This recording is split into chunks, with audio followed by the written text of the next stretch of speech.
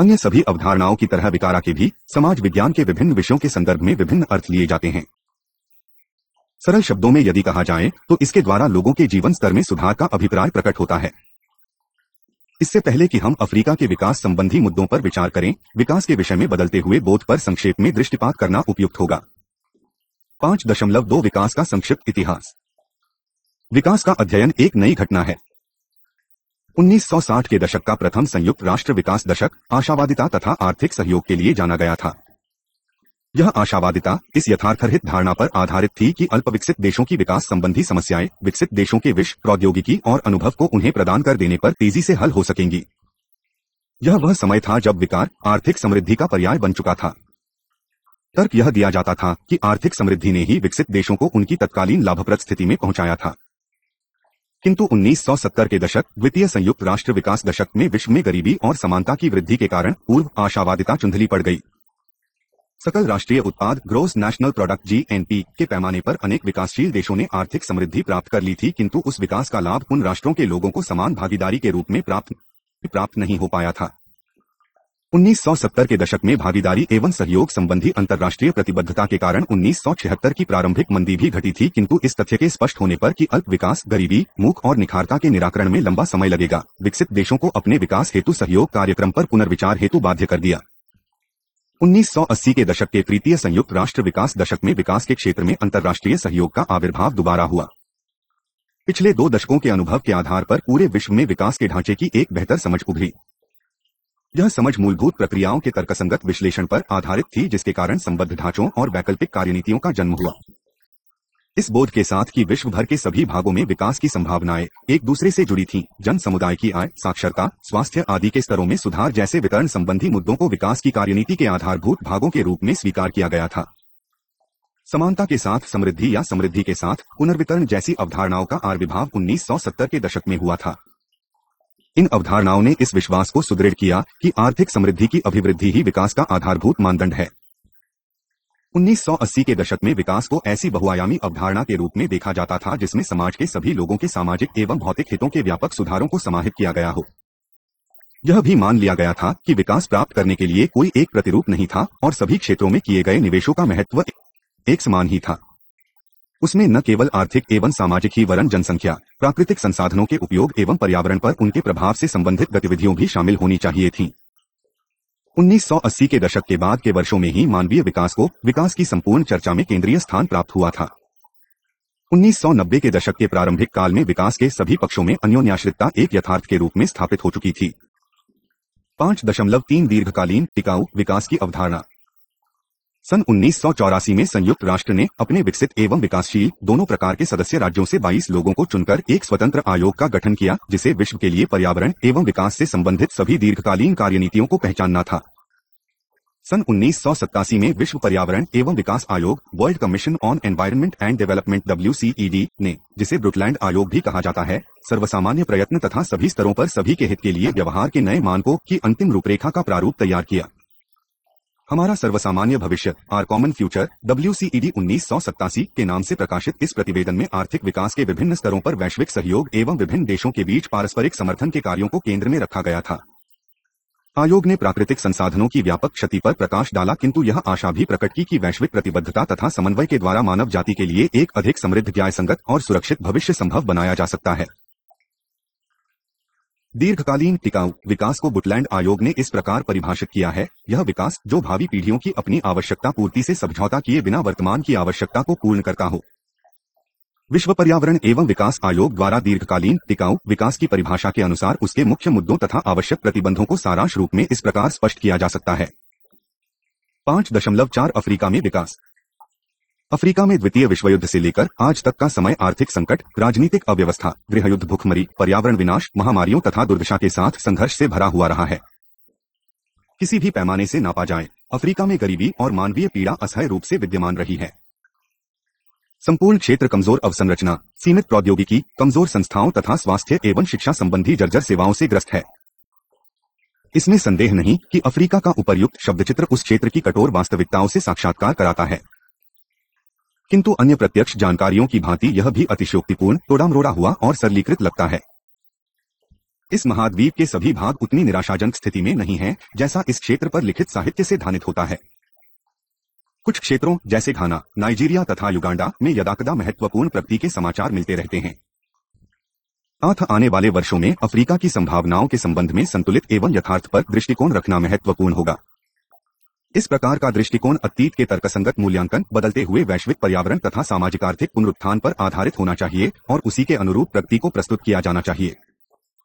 इसे नकारा नहीं जा सकता कि अफ्रीका में अनिश्चितता एवं निराशा का वातावरण व्याप्त है। अनेक राज्य ढेर हो चुके हैं तथा निकट भविष्य में अन्य अनेक समाप्ति के कगार पर पहुंचने वाले हैं। फिर भी सोमालिया, रवांडा एवं लाइबेरिया में हुए जाति संहार तथा नाइजीरिया, कांगो एवं सूडान में हुई सामाजिक राजनीतिक अशांति अफ्रीका में आयोजित युद्ध के अनेक रंगस्थलों एवं मानवीय सर्वनाशों में से कुछ एक के उदाहरण हैं। इसी परिदृश्य में अफ्रीकी संकटों, जो वस्तुतः विकास के संकट ही हैं, के सहिष्णुतापूर्ण एवं व्यावहारिक हल की आवश्यकता है। हम पहले ही विकास तथा दीर्घकालीन टिकाऊ विकास के अर्थों एवं उनके इतिहास पर संक्षेप में विचार कर चुके हैं। यह सरलतापूर्वक कहा जा सकता है कि इनमें कुछ सूचियों सामान्य हैं, जिसमें यह तथ्य भी सम्मिलित है कि नराष्ट्र स्तर एवं राज्य स्तर पर विकास प्रायः लोगों के रहन-सहन में सुधार को प्रकट करता है। यह सुधार विविध किंतु पारंपरिक पूरक रूपों में होना चाहिए। राजनीतिक स्तर पर इसमें लोगों को अपनी नीति निर्धारित करने तथा सरकार को अपना दायित्व तय करने के लिए भागीदारी करनी आवश्यक होती है। यहाँ आर्थिक विकास का अर्थ है लोगों का अपनी भौतिक आवश्यकताओं को उपयुक्त रूप से पूर्ण करने के लिए समर्थ होना। अन्य बातों के अलावा सामाजिक स्तर पर विकास के अंतर्गत दूसरों के विचारों तथा सामाजिक मानकों के प्रति सम्मान सम्मिलित होता है। इस धारणा के अनुरूप गृहीत विकास को आर्थिक समृद्धि का पर्याय नहीं समझा जाना चाहिए। जहां आर्थिक समृद्धि प्रायः प्रति व्यक्ति आय के रूप में आर्थिक उत्पादन में वृद्धि को प्रकट करती है और उसमें यह प्रकट नहीं होता कि समाज के लाभों और देनदारियों परिमाणात्मक वृद्धि का वितरण किस प्रकार किया जाता है, वहीं यथार्थ विकास का अभिप्राय होता है लोगों की असमानता में गुणात्मक वृद्धि या ह्रास, उनमें कम से कम की उपेक्षा तथा अधिक से अधिक लोकतांत्रिक राजनीतिक शासन प्रणाली का समावेश। करलीडे एके क्लॉद आके के मतानुसार विकास का अर्थ हुआ लोगों द्वारा अपने लाभ के लिए अपने संसाधनों द्वारा तथा अपने ही द्वारा निर्धारित मानकों का पीछा करना। 5.5 अफ्रीका में विकास का इतिहास।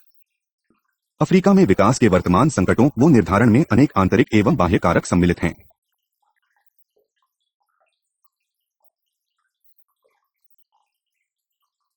बाह्य कारकों में अपने सभी अमानवीय प्रभावों से युक्त दास व्यापार शामिल है।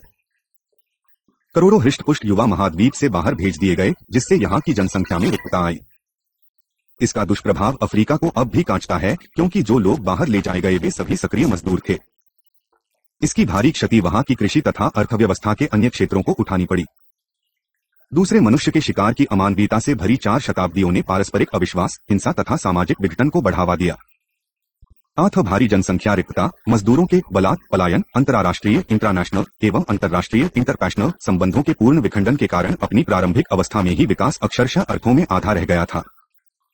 दास व्यापार के तुरंत बाद उपनिवेशवाद का पदार्पण हुआ और छद्म रूप से किंतु पूर्व युग की ही माती विकास को छिन्न भिन्न करने वाली लूटखसोट अफ्रीका में चलती ही रही।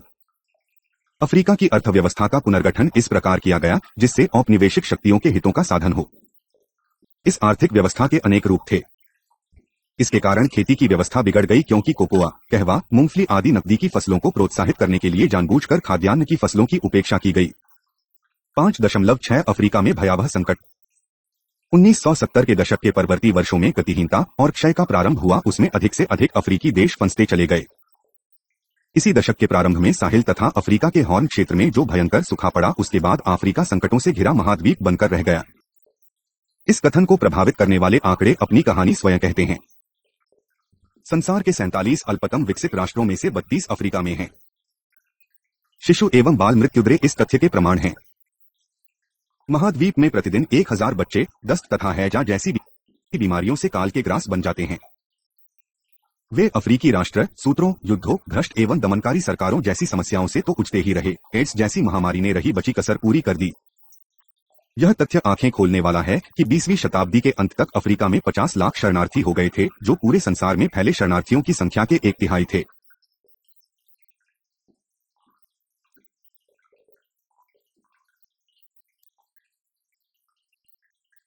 इनमें आंतरिक विद्रोहों से जलते हुए अफ्रीकी राज्यों युगांडा, चैड, सूडान, मॉरिटानिया और बुरुंडी के विस्थापित लोग शामिल नहीं हैं। इन समस्याओं के अतिरिक्त आसमान छूते हुए ऋण की समस्या भी है, जो 1982 में 72 अरब अमेरिकी डॉलर हो गया था। सन 2000 तक यह राशि बढ़कर 300 अरब डॉलर हो गई। यह जानना महत्वपूर्ण है कि यह राशि सन 1962 से 2000 तक अफ्रीका के सकल राष्ट्रीय उत्पाद का 1012% थी। विश्व बैंक के सूत्रों ने इन समस्याओं के दो मुख्य कारण बताए थे। पहला, अपर्याप्त प्रशासनिक क्षमताओं के बावजूद अर्थव्यवस्था पर राज्य का अत्यधिक नियंत्रण, इसमें वित्तीय सहायता तथा ऐसी ही अन्य गतिविधियों को प्रोत्साहित करने वाले विश्व बैंक के अपने भाग को शामिल नहीं किया गया है। दूसरा कारण है पिछले 4 दशकों में हुआ जनसंख्या विस्फोट, जिसे मरुस्थल विस्तार, पर्यावरण की अधोगति, अपर्याप्त खाद्य आपूर्ति तथा खाद्यायात में वृद्धि के लिए उत्तरदायी ठहराया गया है। सन 1974 में बेसिल डेविडसन ने भविष्यवाणी की थी कि 1990 तक प्रायः सभी अफ्रीकी या तो विदेशों से आयातित आहार ग्रहण कर रहे होंगे या नहीं के बराबर खा रहे होंगे। यह कथन देववाणी की तरह सत्य सिद्ध हुआ है, क्योंकि आज अफ्रीका में मुश्किल से ही कोई देश ऐसा बचा है जिसमें खाद्यान्न को लेकर दंगे न हुए हों। यहाँ यह जोड़ना ठीक ही लगता है कि खाद्यान्न के संरक्षण के मामले में अव्यवस्थित इस महाद्वीप को या तो विश्व के दान पर जीवित रहना होगा या उस धन से विदेशी खाद्यान्न खरीदना पड़ेगा जिसका उपयोग विकास कार्यों के लिए किया जाना चाहिए था। नकदी फसलों का अधिक प्रचलन एक नया आयाम था। अफ्रीकी अर्थव्यवस्था पश्चिम पर आश्रित है। नकदी फसल को सरलता से संसाधित नहीं किया जा सकता, इसलिए अफ्रीकी देशों को अपनी नकदी फसलों को बेचने के लिए यूरोप में बाजार खोजने पड़ते थे। इसी कारण अफ्रीका की अर्थव्यवस्था पश्चिमी पूंजीवाद और उसके निहित अंतर्विरोधों एवं अन्यायों की संकों से जुड़ी रही है। परिणाम यह हुआ है कि अफ्रीका का विकास पश्चिम के आदेशानुरूप स्थिति से अधिक हो ही नहीं पाया है। 5.7 संरचनात्मक समायोजन कार्यक्रम और विकास। संरचनात्मक समायोजन कार्यक्रमों स्ट्रक्चरल एडजस्टमेंट प्रोग्राम सैप के लागू होने के साथ साथ पश्चिमी या यूरोप द्वारा आरोपित विकास में एक नया आयाम जुड़ गया।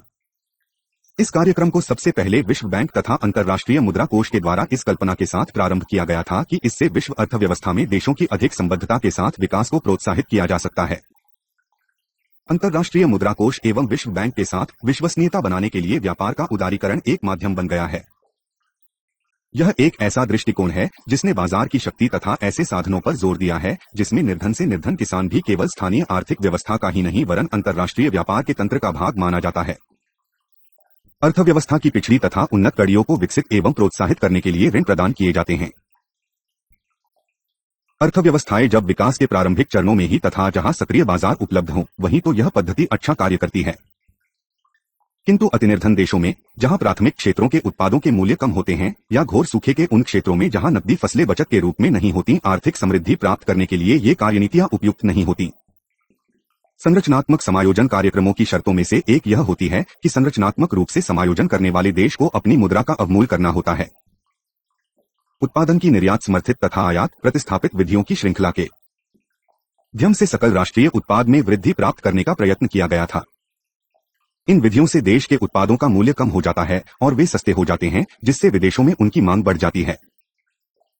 यहाँ जिस तथ्य को जोर देकर स्पष्ट करना आवश्यक है वह यह है कि संरचनात्मक समायोजन कार्यक्रमों का तर्क अफ्रीका के आर्थिक यथार्थों के संदर्भ में असफल हो जाता है।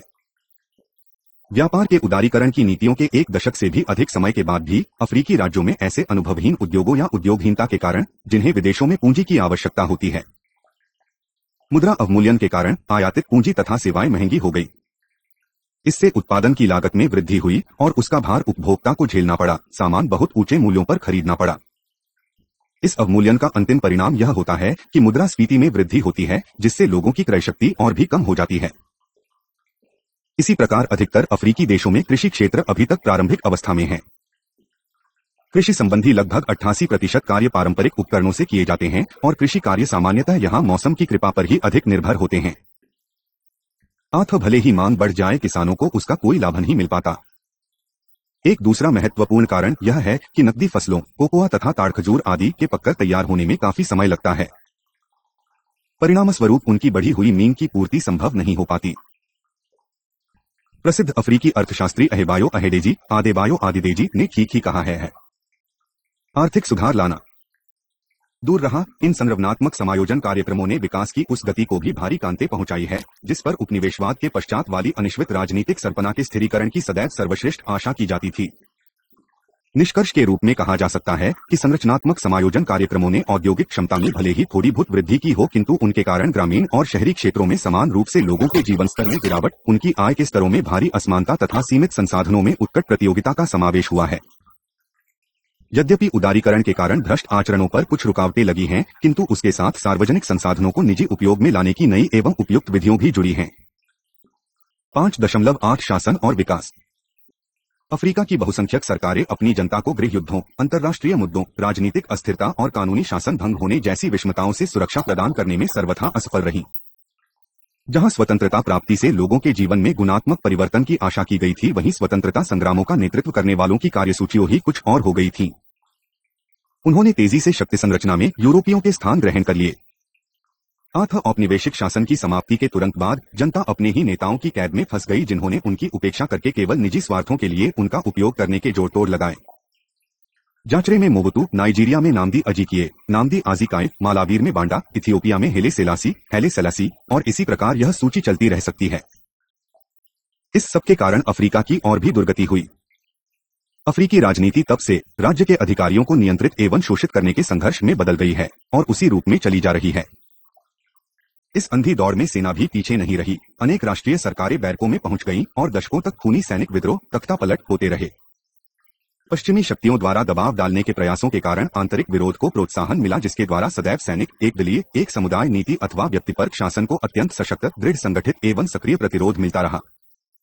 इसके साथ साथ दानी देशों एवं अंतर्राष्ट्रीय वित्तीय संगठनों ने प्राप्तकर्ता देश के मानवाधिकार तथा शासन के जनतंत्रीय रूपों के प्रति संबंधी विवरणों के आधार पर विकास हेतु सहायता राशि प्रदान करना प्रारंभ कर दिया। अफ्रीकी देशों में राजनीतिक जनतंत्रीकरण संबंधी पर्याप्त प्रगति के बावजूद नए शासनों के स्थायित्व के संबंध में अनिश्चितता बनी रहती है, क्योंकि बहुदलीय राजनीति के कारण जातीय तनाव एवं संघर्षों को बढ़ावा मिलता है। इस संबंध में भी पर्याप्त तर्क दिए जाते हैं कि लोकतंत्र की निरंतरता के लिए व्यापक मध्यम वर्ग, स्वतंत्र जनसंचार माध्यम, बुद्धिजीवी वर्ग तथा मूलभूत औद्योगिक एवं वाणिज्यिक प्रतिष्ठान सहायक होते हैं। इन परिमापों पर अफ्रीका खरा नहीं उतरता। 1970 एवं 1980 के दशकों में विश्व के राजनीतिक संदर्भ बदल गए। संसार भर में लोकतंत्र के पक्ष में व्यापक समर्थन जुट गया। इस प्रक्रिया का प्रारंभ लैटिन अमेरिकी सैनिक शासनों के लोकतांत्रिक शासनों में परिवर्तन के साथ हुआ, जिसका अनुसरण एशिया के देशों दक्षिण कोरिया, ताइवान, चीन, बांग्लादेश, पाकिस्तान, कंपूचिया आदि के सैनिक शासनों या एक दलीय शासनों के लोकतंत्रीकरण के रूप में हुआ। सोवियत संघ सहित मध्य और पूर्वी यूरोप में साम्यवादी शासनों के अंत तथा उनके स्थान पर बहुदलीय प्रतियोगिता वाली निर्वाचित सरकारों की स्थापना के रूप में अति महत्वपूर्ण परिवर्तन हुए। इस भूमंडलीय वैश्विक प्रवृत्ति का दबाव अफ्रीका पर भी पड़ा। अफ्रीका की राजनीतिक स्थिति भी बहुत से साधनों के दबाव में आ गई। यह समझना पर्याप्त है कि चाहे नागरिक शासन रहा या सैनिक शासन, उसकी उत्तरजीविता, टिकाऊपन ने विकास सहित अन्य सभी विषयों पर वरीयता प्राप्त की थी। मुश्किल से ही विकास की कोई कार्यनीति ठीक से चल रही थी। अफ्रीकी सरकारों को लोग शत्रु बलों के रूप में देखते थे, जिनकी टालमटोल, प्रवंचना तथा उनके काम में अड़चन डालने के अवसर का सभी को अधिकार मिल गया था। इसका परिणाम अभूतपूर्व भ्रष्टाचार तथा सामाजिक आघात के रूप में निकला। 1980 के दशक के प्रारंभ में केवल बोत्सवाना, सेनेगल, मॉरिशस एवं जिम्बाब्वे में ही लोकतंत्र था। गत 2 दशकों में बहुदलीय राजनीति का व्यवहार अनेक राष्ट्रों में होने लगा है, जिनमें इथियोपिया, मौशाम्बिक, अंगोला, सभी मार्क्सवादी लेनिनवादी राज्य, घाना, मलावी, कीनिया, तंजानिया, सभी तानाशाही या एक दलीय शासन प्रमुख हैं।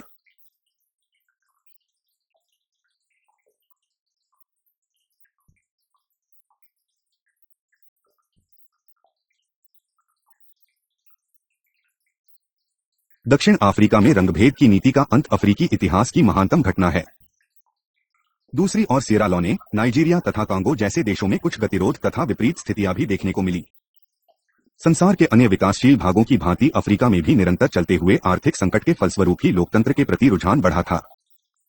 अफ्रीका में लोकतांत्रिक सरकारों की स्थापना के प्रमुख कारण थे पूर्ववर्ती राजनीतिक प्रणालियों की जातीय और धार्मिक समस्याएं हल करने में असफलता, सख्त दमनात्मक कार्रवाई, मानवाधिकारों का संपूर्ण रूप से उल्लंघन, पश्चिमी शक्तियों की ओर से सामाजिक एवं राजनीतिक दबाव, शीत युद्ध का अंत तथा दीर्घकालीन टिकाऊ आर्थिक संकट।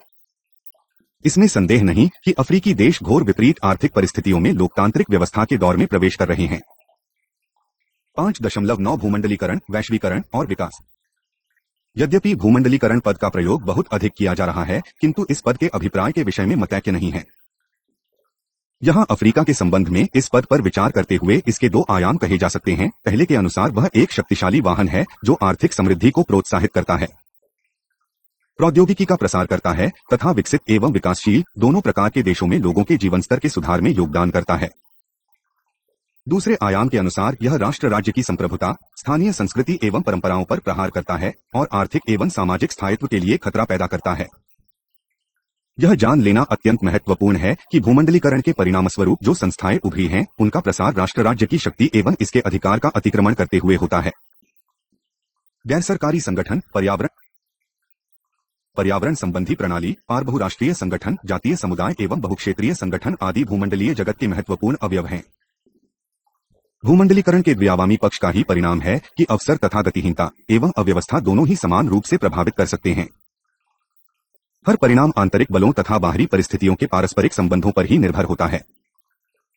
यद्यपि जैसे जैसे अफ्रीका में लोकतंत्र अपनी जड़ें जमाता जा रहा है तथा जीवन के राजनीतिक एवं आर्थिक क्षेत्रों में व्यवस्था सी दिखाई पड़ने लगी है, पूर्णतः एकीकृत विश्व अर्थव्यवस्था का लक्ष्य दूर होता जा रहा है। व्यापार के उदारीकरण और पूंजी, तकनीकी तथा दक्षताओं की अधिक गतिशीलता जैसे उत्साहवर्धक संकेतों के बावजूद पूंजी, प्रौद्योगिकी और दक्षताओं के प्रवेश में राष्ट्रीय परिवेश की भूमिका अत्यंत महत्वपूर्ण होती है और इन्हीं सब पक्षों में बहुसंख्यक अफ्रीकी देश पीछे हैं। कमजोर अवसंरचना तथा प्रबंधन, प्रौद्योगिकी एवं उद्यम संबंधी दक्षताओं का अभाव उत्पादन के महत्वपूर्ण केंद्रों के रूप में उनके उभरने में सबसे बड़ी बाधाएं हैं। राजनीतिक अस्थिरता एवं आर्थिक कुप्रबंधन से प्रस्त देशों में भूमंडलीकरण पूंजी और दक्षताओं की सहायता पहुंचाकर उनके संकटों का शमन कर सकता है। जो भी हो, नाइजीरिया, कैमरून, कीनिया, जिम्बाब्वे और दक्षिण अफ्रीका जैसे देश आर्थिक उदारीकरण एवं एकीकरण से पर्याप्त लाभ उठा सकते हैं। भूमंडलीय अर्थव्यवस्था में एकीकरण प्राथमिक उत्पाद के व्यापार पर आधारित नहीं हो सकता।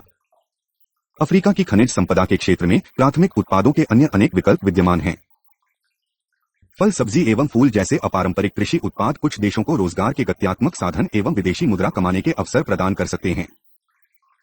कृषि एवं खनिज उत्पादों को संसाधित करके और उन्हीं पर आधारित विनिर्माण इकाइयों लगाकर विकास की उज्जवल संभावनाएं खोजी जा सकती हैं।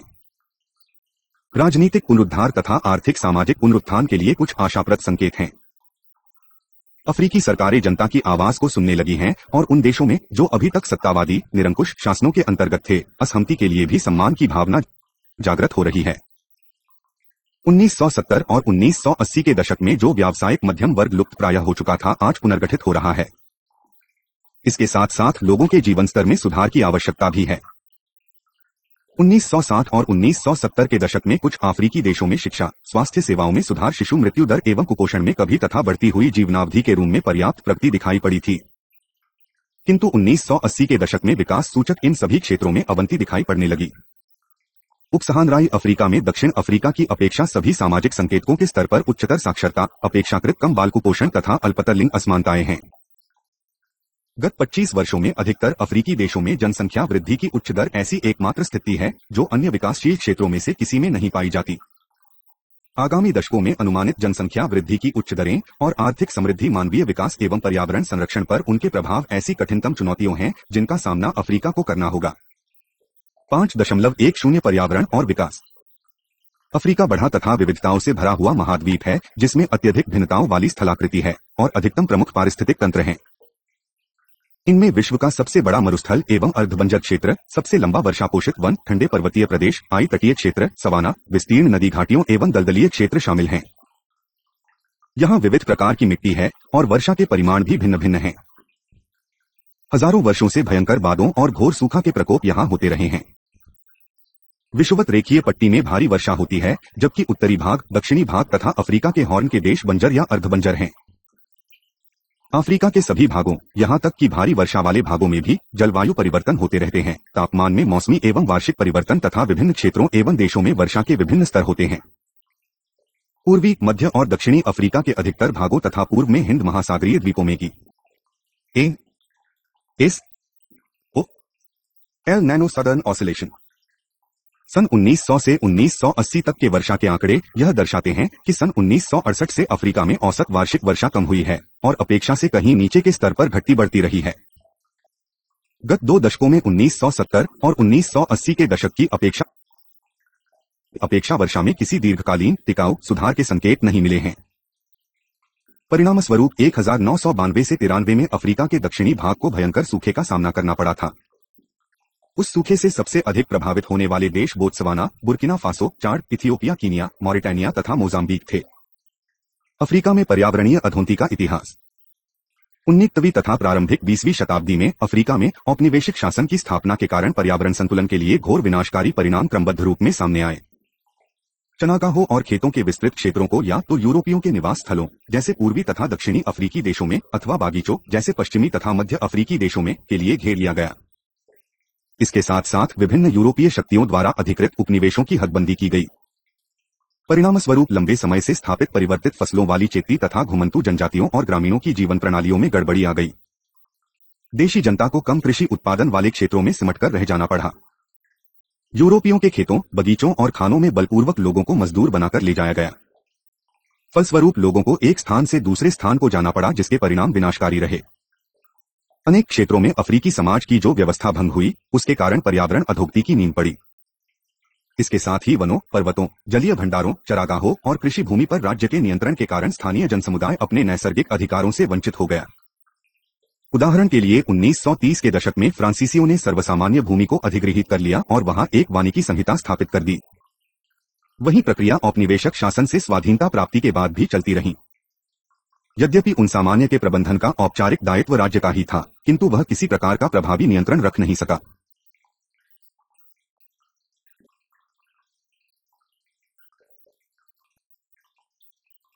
संसाधन संरक्षण पर इसका निकृष्टतम प्रभाव पड़ा। संसाधन प्रबंधन की पारंपरिक प्रणालियों नष्ट कर दी गई थीं और उनके स्थान पर कोई विकल्प खोजा नहीं गया था। कृषि का वाणिज्यीकरण पर्यावरण दबाव का एक अतिरिक्त साधन बना। चक्रीय फसलों, बीज की फसलों, मिश्रित खेती तथा स्थानामारी जुताई जैसी पारंपरिक पद्धतियों पर या तो रोक लगा दी गई या उनका परित्याग कर दिया गया। जहां चाय, कहवा एवं कोकोआ जैसे वृक्षों की फसलों का मिट्टी के संरक्षण पर लाभकारी प्रभाव हुआ, वहीं कपास एवं मूंगफली जैसी फसलों से उर्वरता में कमी आई और मिट्टी के क्षरण में वृद्धि हुई। विकास की नीतियों और कार्यक्रम। जैसा सभी विकासशील देशों में हुआ है, उसी प्रकार औपनिवेशिक तथा उत्तरौपनिवेशिक दोनों ही युगों की शासकीय नीतियों में पर्यावरण अधोगति में वृद्धि ही की। विश्व बैंक की वित्तीय सहायता से प्रारंभ की गई बृहत विकास परियोजनाओं की रूपरेखा तैयार करते समय पर्यावरण एवं समाज पर पड़ने वाले प्रभावों का ध्यान नहीं रखा गया था।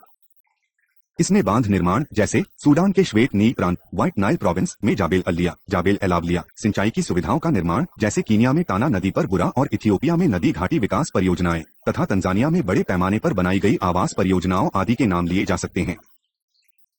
ऐसी परियोजनाओं के कारण संसाधन अधोगति, सीमित भूमि पर बढ़ी हुई जनसंख्या का दबाव तथा जलीय प्रवाह के स्तर एवं उसकी दिशा में परिवर्तन आदि में वृद्धि हुई। अफ्रीका अपने वन्य जीवन से विशेष रूप से संबद्ध है, जिनमें बड़े स्तनपायी जीव प्रमुख हैं। अनुमान किया जाता है कि उनमें से 65% जीव अपने प्राकृतिक आवासों के लुप्त हो जाने तथा अंधाधुंध शिकार की बलि चढ़ जाने के कारण समाप्त हो गए। अफ्रीका के वन्य जीवन संसाधन वहां फलने फूलने वाले पर्यटन व्यापार के आधार हैं। यह व्यापार एक ओर इन जीवों के संखाण के लिए आर्थिक प्रोत्साहन प्रदान करता है, तो दूसरी ओर उनके आवास स्थलों पर अतिरिक्त दबाव भी डालता है।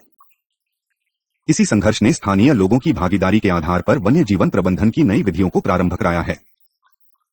विक्टोरिया झील की तटीय नमभूमि, कांगो के दलदल तथा अनेक बड़ी नदियों के डेल्टा विविध प्रकार की वनस्पतियों और जंतुजीवन के आवास हैं। इनमें अनेक जीव विलोपन के कगार पर खड़े हैं। कांगो घाटी के विस्तृत उष्णकटिबंधीय वनों की सघनतम जैव विविधता के आर्थिक एवं पर्यावरणीय महत्व की उपेक्षा नहीं की जा सकती।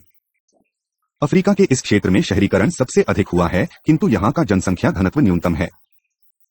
इन वनों को सबसे बड़ा खतरा इमारती लकड़ी के दोहन तथा खनिज संभाव्यता के विकास से हो सकता है।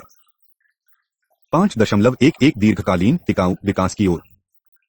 वस्तुतः अफ्रीका के विकास का हर पक्ष पर्यावरण संबद्ध है। अफ्रीकी देशों की अपने प्राकृतिक संसाधनों पर निर्भरता इस बात की ओर ध्यान दिलाती है कि इन देशों के भावी विकास के लिए इन संसाधनों का संरक्षण एवं उत्तरदायित्वपूर्ण उपयोग अनिवार्य है। दीर्घकालीन टिकाऊ विकास का अभिप्राय यही है। यद्यपि पूर्णतः विश्वसनीय आंकड़े देना मुश्किल है, किंतु उपलब्ध आंकड़ों के आधार पर कहा जा सकता है कि अफ्रीका की आर्थिक समृद्धि उन योजनाओं के आधार पर है जिन्हें दीर्घकालीन टिकाऊ विकास से संबद्ध नहीं कहा जा सकता। स्थिति वहां और भी गंभीर है, जहां पुनर्नवीकरण योग्य संसाधनों का तेजी से विनाश किया जा रहा है। आर्थिक रूप से भी अप्रतिपालित विकास कार्यनीतियां भविष्य में हानिकारक रहती हैं। अफ्रीका के व्यापार को आधार प्रदान करने वाली अधिकांश वस्तुएं मूल्य की दृष्टि से भारी प्रतियोगिता वाले अंतर्राष्ट्रीय बाजार में ठहर नहीं पाती। आने वाले समय में अंतर्राष्ट्रीय मानव समुदाय के समक्ष उपस्थित होने वाली चुनौतियों में प्रमुख यह होगी कि ऐसी आर्थिक प्रणाली में संक्रमण किया जाए जिसमें उत्पादों, विशेषकर पुनर्नवीकरण योग्य उत्पादों की पर्यावरणीय एवं सामाजिक लागतें उनके मूल्यों में सम्मिलित हैं। अफ्रीकी राष्ट्रों में अब भी अपने उत्पादों को संसाधित एवं उच्च कोटि का बनाकर मूल्य वृद्धि करने की क्षमता नहीं है। इसके लिए तकनीकी तथा विपणन संबंधी दक्षताओं की आवश्यकता होती है, जिसका अफ्रीका में अभाव है।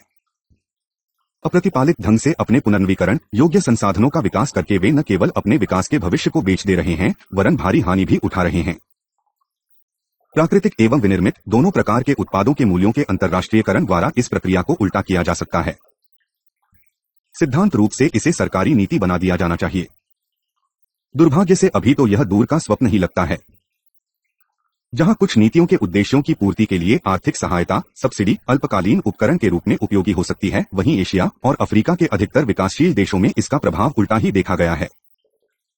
पृथ्वी परिषद अर्थ काउंसिल ने हाल ही के एक अध्ययन द्वारा संकेत दिया है कि अधिकतर विकासशील देशों की सरकारें प्रति वर्ष आर्थिक सहायता के रूप में जिन 4 क्षेत्रों में अरबों डॉलर की राशि को खर्च करती हैं, वे हैं कृषि, परिवहन, ऊर्जा तथा जल।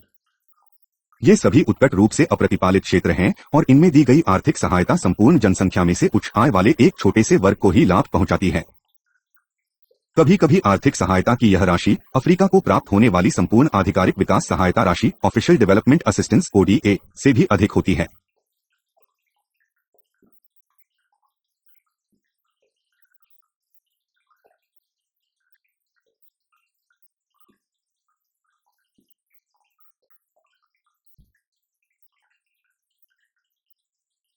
आधिकारिक विकास सहायता राशि ODA द्वारा सहायता प्राप्त अवसंरचना परियोजनाओं ने प्रतिपालन की दिशा में होने वाली प्रगति को खोखला किया है और विरल संसाधनों के दुरुपयोग को बढ़ावा दिया है। हाल ही के एक अध्ययन से पता चला है कि अफ्रीका में सड़क निर्माण कार्य में निवेशित 150 बिलियन डॉलर राशि का लगभग 1/3 मार्ग कुप्रबंधन तथा अपर्याप्त रखरखाव के कारण बर्बाद हो गया। इसके कारण न केवल उन क्षेत्रों में आर्थिक विकास अवरुद्ध हुआ है जो सड़कों पर निर्भर थे, वरन भावी संसाधनों पर अतिरिक्त बोझ भी बढ़ा है। इसी अध्ययन से यह अनुमान भी लगाया गया है कि केवल आर्थिक रूप से व्यवहार्य सड़कों को ठीक करने के लिए 10 वर्ष तक 1.5 अरब बिलियन डॉलर के वार्षिक खर्च की आवश्यकता पड़ेगी। दीर्घकालीन टिकाऊ विकास केवल सरकार पर सारा दायित्व डाल देने से नहीं प्राप्त किया जा सकता। इसके लिए जनता की भी पूर्ण प्रतिबद्धता चाहिए। रियो शिखर सम्मेलन की कार्यसूची 21 फीट इस संबंध में मार्गदर्शी सिद्धांतों को स्पष्ट करती है। अकेली सरकारें इस कार्य को नहीं कर सकती। सौभाग्यवश आज के भूमंडलीय संसार में उन्हें सरकारों को ऐसा करना भी नहीं है। जनता अपनी सरकारों से आगे चल रही है। संसार के अन्य भागों की भांति ही अफ्रीकी देशों में भी चमत्कारिक ढंग से ऐसे निष्ठावान गैर सरकारी संगठनों और नागरिक समुदायों की वृद्धि हुई है जो दीर्घकालीन टिकाऊ विकास के विविध पक्षों के दोनों स्तरों अर्थात नीति निर्माण तथा क्रियान्वयन के प्रति प्रतिबद्ध हैं। अफ्रीका में दीर्घकालीन टिकाऊ विकास का व्यवहार विदेशी नहीं है। यह पारंपरिक संस्कृतियों